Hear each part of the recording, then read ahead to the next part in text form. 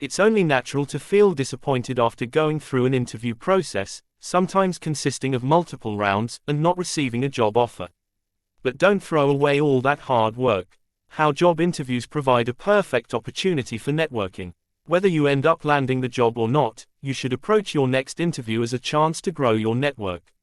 From industry events to parties with friends, there are plenty of opportunities to build your personal network, especially as the world starts to open back up after the lengthy pandemic shutdown. But what about job interviews? You're meeting someone new, but could it also be an opportunity to grow your network? Every interaction you have with someone new is an opportunity to network.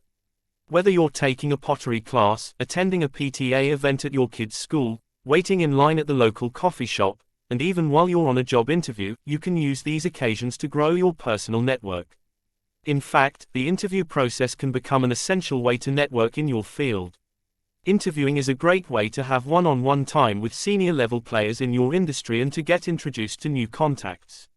Your goal going into an interview can be twofold: determine if the job opportunity is the right fit for you, and make a connection with a professional in your field. How to network in an interview. One of the objectives during a job interview is to build rapport with your interviewers. If you're able to connect with your interviewer, you'll not only become a more memorable candidate, but you'll also open doors to developing a valuable networking relationship, regardless of whether you land the job. Ask your main point of contact for the names of the people with whom you'll be interviewing, so you can look at their online profiles and get to know them a little better. Then do your research. Interviews are not pop quizzes. Most of what you need to prepare for an interview is public knowledge in press releases, industry blogs, and on LinkedIn. It is suggested that one spend time investigating the company and the person you'll be meeting. Prepare stories about your experience that might be relevant to the interviewer based on what you learn about their background. Also, plan to ask questions that show your market insight.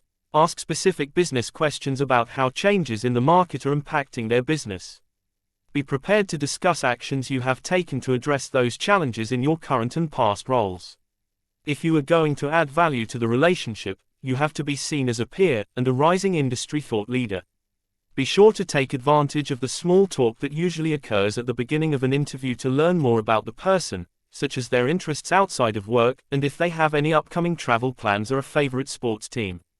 These little details will help you craft a more personalized follow-up note after the interview, and can be used as opportunities to reach out in the future. What to do after the interview.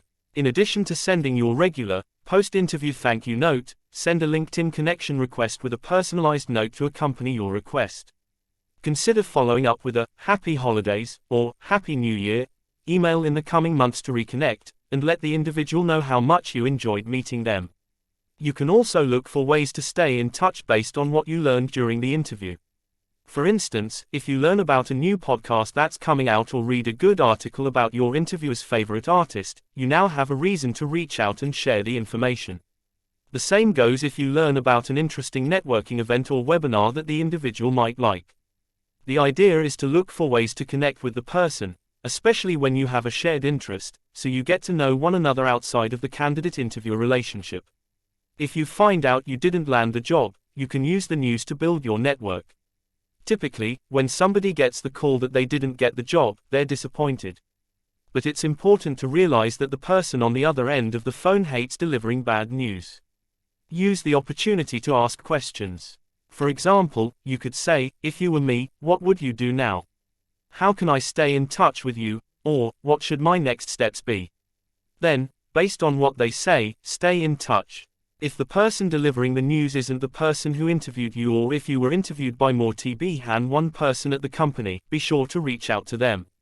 Let them know how much you enjoyed meeting them, and indicate that you'd like to stay in touch, should something change, or another opportunity opens up that's a better fit. Moving on in a professional manner, and with a positive attitude will go a long way to helping you cultivate long-term relationships with those you've met during the interview process. Networking is a little bit like life insurance. You need to get it when you don't need it.